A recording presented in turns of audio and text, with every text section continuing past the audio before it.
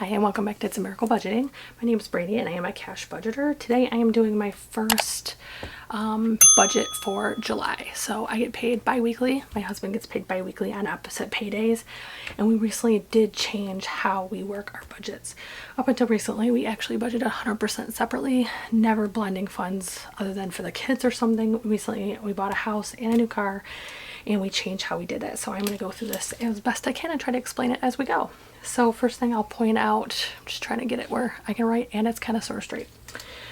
My salary I cannot divulge. I signed an NDA and a non-compete. So under my job, I'm a licensed insurance agent in Michigan and I cannot divulge my salary. So all of this does not equal exactly that.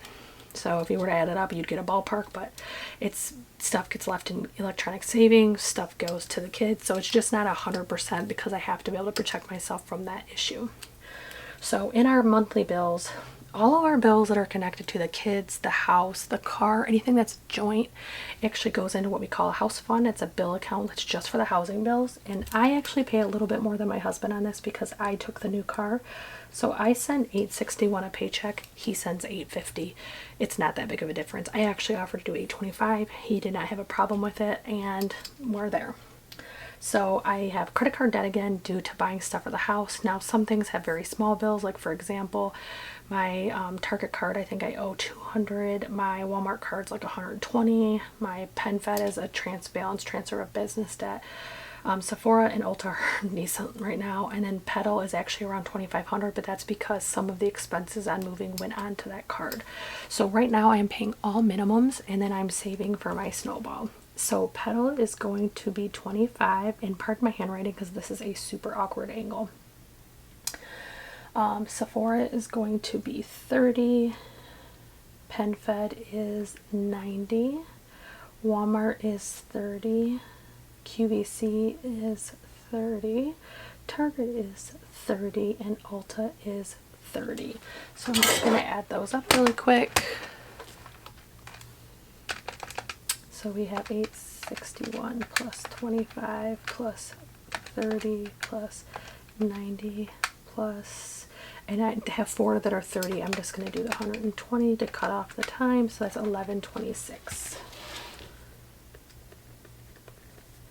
And I can't put the leftover here because that would violate my non-disclosure agreement. So dining, I'm going to turn this just a little bit to make it easier to write. Dining is getting 20, spending is getting 20, fuel is getting 60, miscellaneous always gets 10, subs is getting 30, pets is getting 15, beauty always gets 80, and medical is getting 20. And that total, because I already have that totaled, is 255, and again can't put these remaining. Our sinking funds, I actually cut a bunch out. These are kind of like our bare minimum ones, and there may be some other ones like Black Friday that come back at a later date if I see that my savings are getting larger. So kids is going to get 10, school is going to get 20. I get 5 in my envelope, put 20 in clothes. Car gets 40, home gets 20, birthday always gets 80, and gifts always gets 20. Fees is my annual credit card fees. So I actually recently closed all my credit cards that had annual fees except for one. They were all high interest, high fee, annual fee type of accounts for subprime when I didn't have as good of credit. So I recently closed all of them except for my Amex. My American Express Delta Sky Miles Platinum is a 495. No, that's the higher one. 200. I messed this up 100% of the videos I talk about this. 295, but you get a free companion flight ticket, so it pays for itself. But I don't want to have the 300 just go on in September when it's ready, so I do collect the fees every payday. So 15 is going to fees. I likely won't have this full amount because of wiping out my sinking funds. I more than likely will actually be short, but I still will have something towards it, and that's what matters. Passports and zoo are each going to get 5. Those are long-term goals for saving for our passports for the whole family, and the zoo trips we do every year. Again, because I had to wipe out my sinking funds, we don't have much in there, so we've done in there, so I'm just starting to rebuild. Thanksgiving is getting 20, and Santa is getting 100. Vacation is getting 20, and holidays is getting 15. So this total is $395. So I'm just starting to work on my snowball again. All of my rollover is going to my snowball, and I have $50 that I can contribute on this payday. Business always gets $200.